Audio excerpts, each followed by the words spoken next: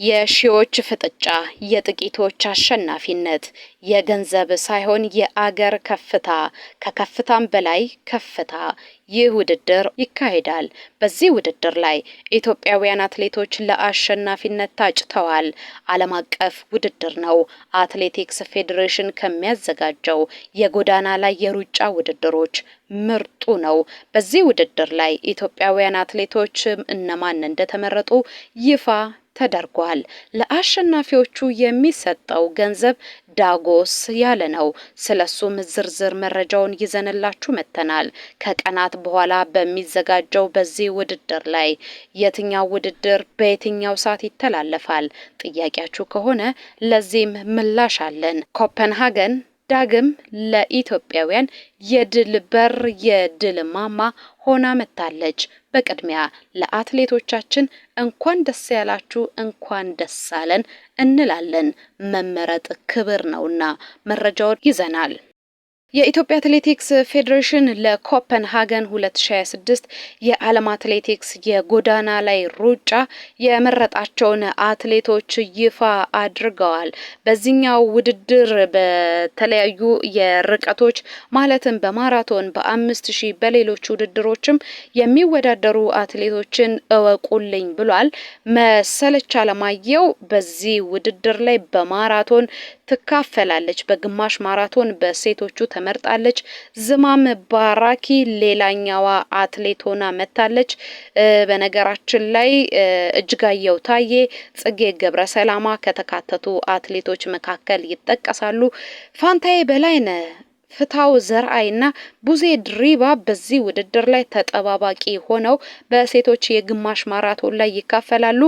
በወንዶቹ ግማሽ ማራቶን ጌታቸው ማስረሻ፣ ባየልኝ ተሻገር፣ ሀጎስ ገብረ ህይወት እንዲሁም ጀማል ይመር ቀጥተኛ ኃላፊዎች ሆነው በውድድሩ ላይ ይሳተፋሉ ተብሏል።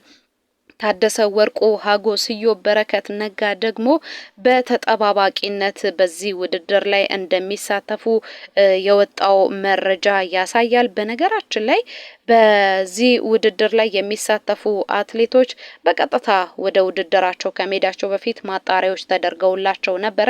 ለምሳሌ የሀጎስ ገብረ ህይወትን ብናነሳ የሃዩንዳይ የባርሴሎና ግማሽ ማራቶን ስፔን በተዘጋጀው አሸናፊ ነው።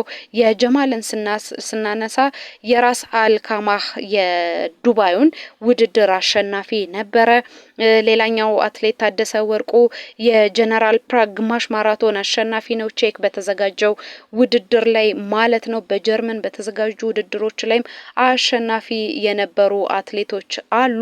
የሴቶቹን ስንመለከት ለምሳሌ መሰለችና ዝማም በ19ኛው የኢትዮጵያ ግማሽ ማራቶን ውድድር ላይ ባሳዩት አሸናፊነት ነው የተመረጡት። እጅጋየሁ ደግሞ ሪጋ ላቲቪያ ላይ በተዘጋጀው ውድድር ነው ማለፍ የቻለችው።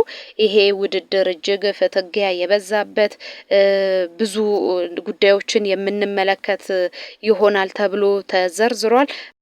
በሌሎች ርቀቶችስ እነማን ተመረጡ የሚለውን እንንገራችሁ። ሌሎች ርቀቶች ላይ ለምሳሌ በወንዶች 5 ኪሎ ሜትር ላይ አዲሱ ይሁኔ በቀጥታ ኃላፊ አትሌት ሆኗል። ይህንን ጥሩ ሰዓት ያስመዘገበው ኦስሎ ኖርዌይ ላይ በተዘጋጀው ውድድር ነው። መዝገቡ ስሜ ሁለተኛ ሆኖ አልፏል።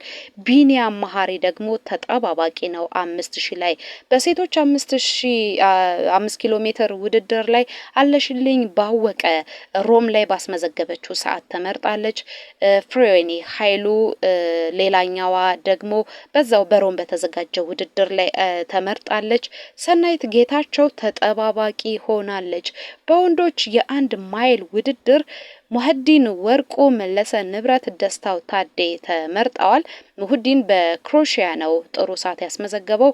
መለሰ ደግሞ በፈረንሳይ፣ ደስታው በቤልጅየም ጥሩ ሰዓት በማምጣታቸው ተመርጠዋል። በነገራችን ላይ ደስታው ታዴ ተጠባባቂ ነው። የሴቶቹን የ1 ማይል ውድድር እናንሳ። ብርቄ ሀየሎን በቻይና ሻንጋይ የሮጠችበት ሰዓት ምርጥ በመሆኑ ምክንያት አንደኛ ተመራጭ ሆናለች። ጽጌ ድጉማ በቻይና ዳይመንድ ሊግ ባስመዘገበችው ሰዓት ሁለተኛዋ ተሳታፊ ሆናለች። ፍሬወይኒ ኃይሉና ወርቅነሽ መሰለ ሌሎች ተጠባባቂ አትሌቶች ሆነዋል። ለመሆኑ ይሄ ውድድር ላይ መወዳደር የሚያስገኘው ጥቅም ምንድነው? ከሀገር ገጽታ ባለፈ በገንዘብ ደረጃስ አትሌቶቻችን ምን ያገኛሉ የሚለውን እንንገራችሁ። በነገራችን ላይ ኮፐንሃገን ላይ በሚደረገው በዚህ ውድድር ላይ ለአትሌቶች ዳጎስ ያለ ገንዘብ ተዘጋጅቶላቸዋል። የአሜሪካ ዶላር ነው የሚታቀፉት። የመጀመሪያ አንደኛ ለሚወጣ አትሌት $3000 ተዘጋጅቷል። ሁለተኛ ለሚወጣ አትሌት $2000 የአሜሪካ ዶላር ተዘጋጅቶላቸዋል። ሶስተኛ ደረጃ ላይ ለሚወጣ የ1000 የአሜሪካ ዶላር ነው የተቀመጠው። ሌሎች እንደየደረጃቸው ከ500 እስከ 1500 የሚደርስ የአሜሪካ ዶላር ያገኛሉ። ገንዘቡ ብቻ አይደለም፣ ለአትሌቶች የሚሰጠው ክብር አለ። በተለይ ኤሊት አትሌቶች ለሚባሉት በተለይ በ5 ኪሎ ሜትር በግማሽ ማራቶን ለሚወጡት እጅግ ከፍ ያለ ማበረታቻም ተዘጋጅቶላቸዋል። የዓለም አቀፍ ውድድር እንደመሆኑ መጠን ክብረ ወሰን የሚያሻሽሉ የሚሰብሩ ከሆነ አዲስ ክብረ ወሰን የሚያስመዘግቡ ከሆነ ለአትሌቶች ተጨማሪ ሽልማትና ቦነስ ተዘጋጅቶላቸዋል።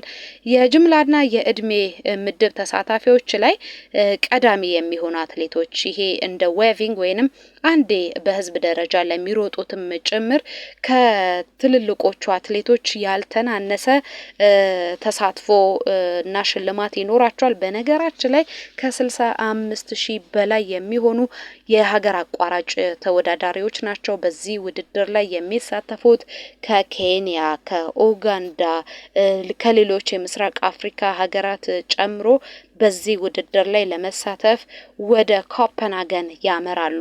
የአሸናፊነቱ ግምት ግን ለኢትዮጵያውያን አትሌቶች ሆኗል።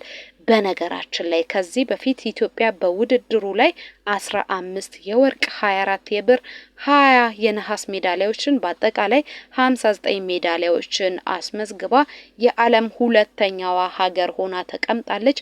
በዚህኛው ውድድር ላይ ደግሞ የሚሻሻሉ አዳዲስ ክብሮችና ዝናዎች የሚመጣባቸው ውድድሮች ይኖራሉ ተብሎ ይጠበቃል። ውድድሩ መች የት ይካሄዳል እንንገራችሁ። የዓለም አትሌቲክስ የጎዳና ላይ የሩጫ ሻምፒዮና መስከረም 9 እና 10 በኮፐንሃገን ነው የሚካሄደው። የዓለም አትሌቲክስ ፌዴሬሽን ነው ይሄንን ዝርዝር ያወጣው። በሁለቱም ጾታዎች ኢትዮጵያውያን አትሌቶች እንደሚሳተፉ ነግረናቸዋል። ተጠባባቂዎችንም አስታውቀናል፣ ነግረናቸዋል። በዚህ ውድድር ላይ እኔ መመረጥ ነበረብኝ፣ እኔ ቀዳሚው አትሌት ነኝ የሚሉ ካሉ ማሳወቅ አለባቸው። እልባትም ይሰጣል። በ3 ቀን ቅሬታቸውን እንመለከታለን ብሏል ፌዴሬሽኑ። አሁንም ምንም አይነት ቅሬታ እየቀረበ አይደለም። በነገራችን ላይ የዓለም አትሌቲክስ የጎዳና ላይ ሩጫ ሻምፒዮና ቀደም ብሎ የተጀመረ ውድድር ነው።